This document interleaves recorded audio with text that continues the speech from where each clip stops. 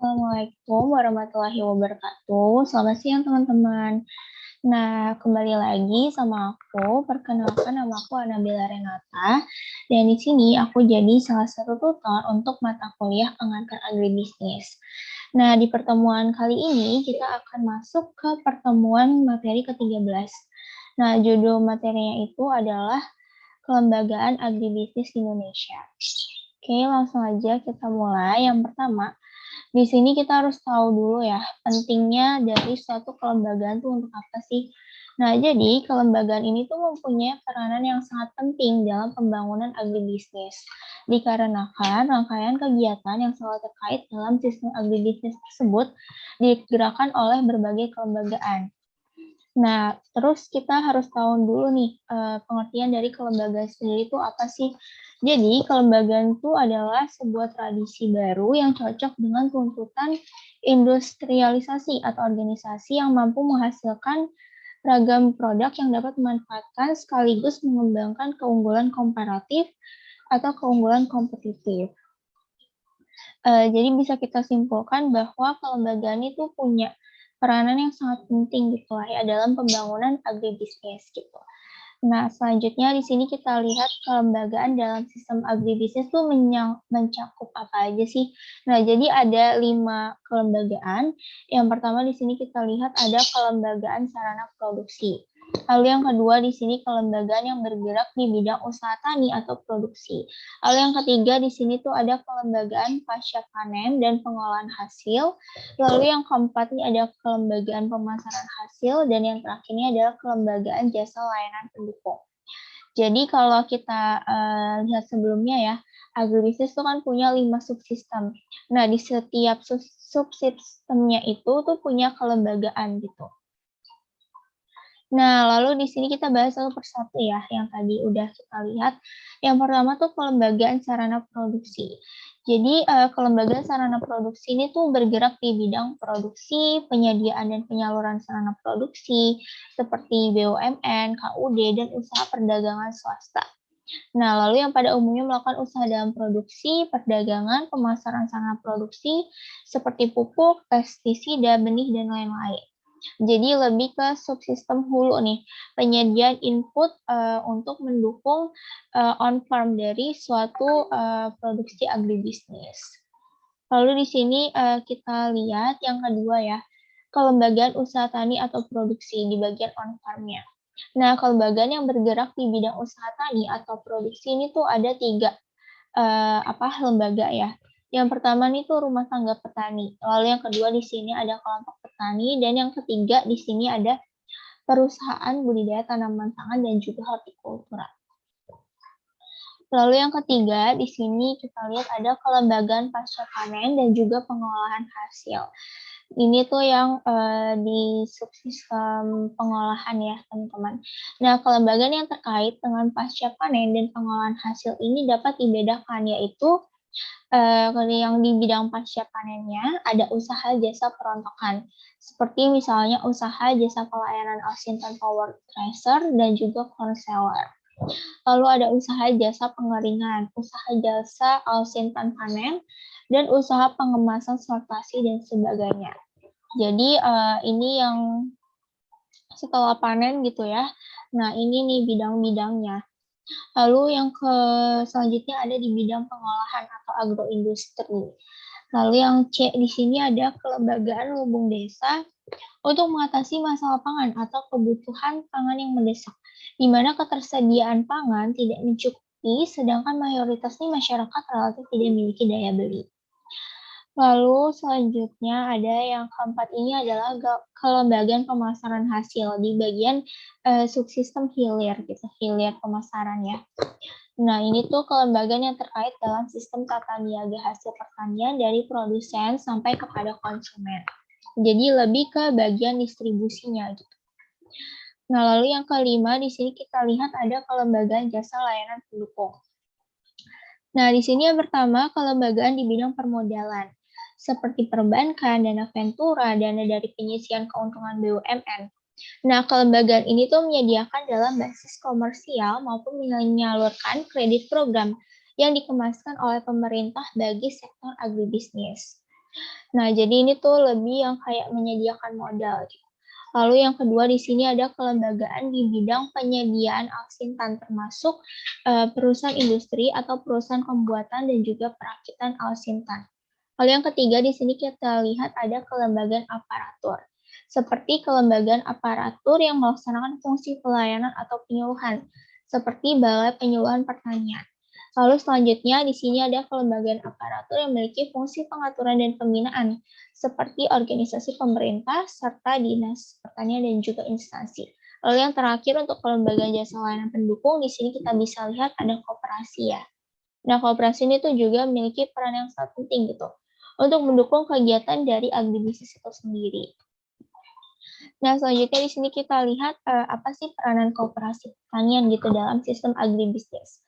Nah, jadi menurut Undang-Undang Nomor 25 Tahun 92, pada pasal 4 ini dijelaskan bahwa koperasi ini memiliki fungsi dan peranan, antara lain yaitu mengembangkan potensi dan kemampuan ekonomi anggota dan masyarakat, berupaya untuk mempertinggi kualitas kehidupan manusia dan perkokoh perekonomian rakyat, mengembangkan perekonomian nasional, serta mengembangkan kreativitas dan jiwa berorganisasi bagi pelajar bangsa.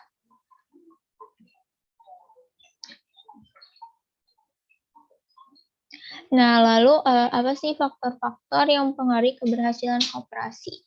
Nah, di sini ada beberapa poin. Yang pertama tuh kemampuan menciptakan posisi pasar dan pengawasan harga yang layak oleh dengan cara bertindak bersama dalam menghadapi pasar melalui pemusatan kekuatan bersaing dari anggota, lalu memperpendek jaringan pemasaran, memiliki manajer yang cukup terampil, berpengetahuan luas, dan memiliki idealisme, dan mempunyai dan meningkatkan kemampuan koperasi sebagai satu unit usaha dalam mengatur jumlah dan kualitas barang-barang yang dipasarkan. Nah, lalu yang kedua, faktor yang mempengaruhi keberhasilan koperasi, di sini kita lihat ada kemampuan koperasi untuk menghimpun dan menanamkan kembali modal dengan cara pemupukan berbagai sumber keuangan dari sejumlah besar anggota. Nah, lalu yang ketiga, di sini tuh ada penggunaan faktor-faktor produksi yang lebih ekonomis melalui pembebanan biaya overhead yang lebih dan juga mengusahakan peningkatan kapasitas. Nah, selanjutnya untuk yang poin keempat, di sini tuh ada terciptanya keterampilan teknis di bidang produksi, pengolahan, dan pemasaran yang tidak mungkin dapat dicapai oleh para anggota secara sendiri-sendiri. Lalu yang kelima, ada pembebasan resiko dari anggota-anggota kepada koperasi sebagai satu unit usaha yang selanjutnya hal tersebut kembali ditanggung secara bersama di antara anggota-anggotanya. Dan yang keenam di sini ada pengaruh dari koperasi terhadap anggota-anggotanya yang berkaitan dengan perubahan sikap dan tingkah laku yang lebih sesuai dengan perubahan tuntutan lingkungan, diantaranya perubahan teknologi, perubahan pasar, dan juga dinamika masyarakat. Nah, di sini kita lihat untuk kemitraan dan pertumbuhan inklusif. Contoh studi kasus kelembagaannya ini adalah pada pola kemitraan peternakan unggas. Jadi untuk manfaat potensial bagi para peternak ini tuh ada cukup banyak ya kalau kita lihat. Di sini dimulai dari akses pasar. Jadi akses pasarnya itu lebih luas gitu ya marketnya. Lalu pendapatannya meningkat, mengurangi resiko produksi dan harga, dapat meminimalisir lah ya. Lalu tersedianya layanan kredit dan keuangan dengan bunga yang lebih relatif rendah. Lalu tersedianya input dan pasar yang tepat waktu, tersedianya bibit dan teknologi baru, dan juga insentif untuk lebih efisien dan harga pasar yang lebih tinggi.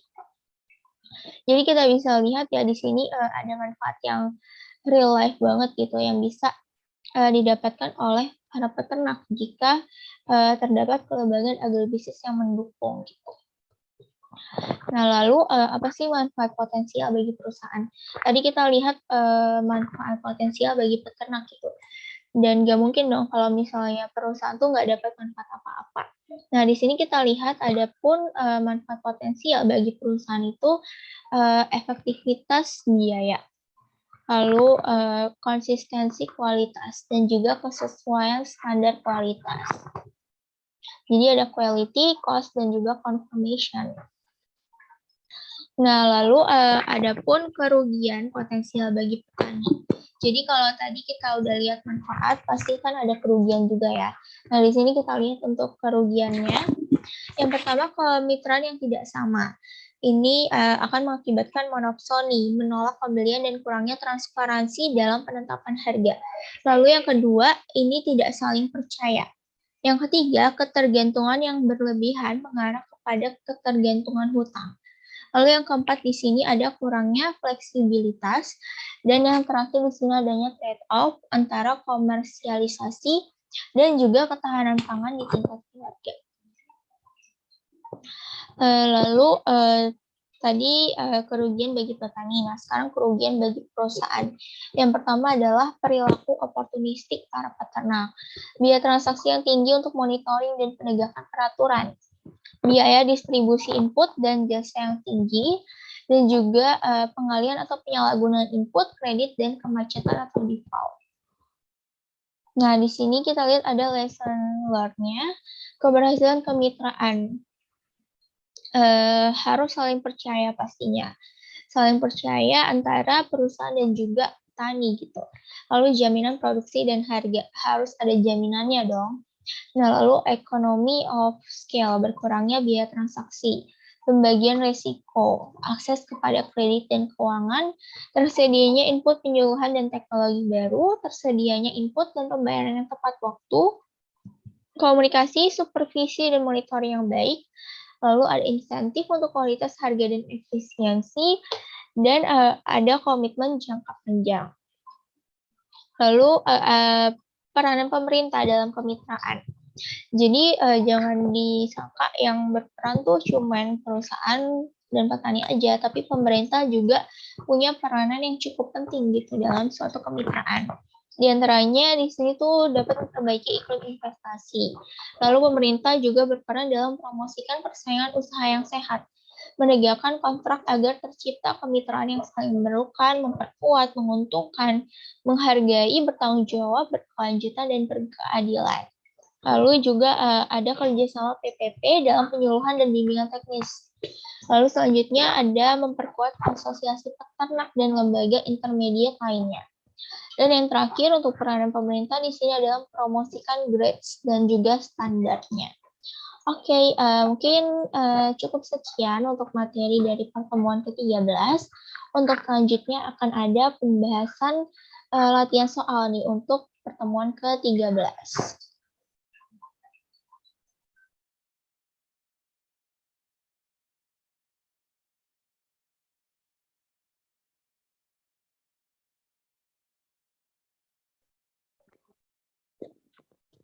Nah, oke, selanjutnya kita masuk ke pembahasan latihan soal untuk pertemuan ke-13. Di sini kita mulai. Yang pertama, sebuah tradisi baru yang cocok dengan tuntutan industrialisasi atau organisasi yang mampu menghasilkan ragam produk yang dapat memanfaatkan sekaligus mengembangkan keunggulan komparatif atau keunggulan kompetitif adalah pengertian dari apa nih? Apakah pengertian dari adat istiadat, peraturan perusahaan, kelembagaan, atau subsistem? Jadi kita udah bahas nih ya teman-teman dari slide di menit-menit sebelumnya. Nah, jadi untuk jawaban latihan soal nomor 1 ini adalah kelembagaan teman-teman. Seperti judul materi dari pertemuan ke-13 ya, kelembagaan sistem agribisnis gitu. Jadi ini tuh merupakan pengertian dari kelembagaan. Oke, kita next ke soal nomor 2. Kelembagaan yang bergerak di bidang usaha tani atau produksi kecuali apa? Apakah rumah tangga petani atau bank, kelompok petani, atau perusahaan budidaya tanaman pangan dan hortikultura? Di sini yang tidak termasuk di bidang usaha tani atau produksi. Kira-kira yang mana ya jawabannya? Nah, jadi untuk jawaban dari latihan soal nomor 2 di sini adalah yang D, yang bank. Karena rumah tangga petani, kelompok petani, dan perusahaan budidaya tanaman pangan hortikulturan itu termasuk kelembagaan yang bergerak di bidang usaha tani atau produksi, atau di subsistem on farm-nya. Oke, kita next di soal selanjutnya. Di bawah ini adalah faktor-faktor yang mempengaruhi keberhasilan koperasi, kecuali yang mana nih? Apakah yang A, terciptanya keterampilan teknis di bidang produksi, pengolahan, dan pemasaran yang tidak mungkin dapat dicapai oleh para anggota secara sendiri-sendiri. Yang B, pembebasan risiko dari anggota-anggota kepada koperasi sebagai satu unit usaha yang selanjutnya hal tersebut kembali ditanggung secara bersama di antara anggota-anggotanya. Atau yang C, pengaruh dari koperasi terhadap anggota-anggotanya berkaitan dengan perubahan sikap dan tingkah laku yang lebih sesuai dengan perubahan tuntutan lingkungan, di antaranya perubahan teknologi, perubahan pasar, dan dinamika masyarakat. Atau yang D, kemampuan menciptakan posisi pasar dan pengawasan harga yang kurang layak. Nah, di sini yang tidak termasuk faktor-faktor yang mempengaruhi keberhasilan koperasi.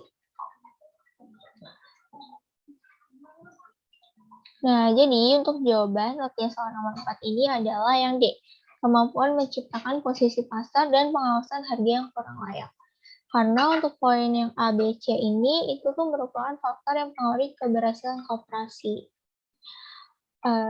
Selanjutnya di sini nomor 5, kelembagaan lumbung desa untuk mengatasi masalah pangan atau kebutuhan pangan yang mendesak, di mana ketersediaan pangan tidak mencukupi, sedangkan mayoritas masyarakat relatif tidak memiliki daya beli. Nah, pernyataan ini tuh benar atau salah nih teman-teman?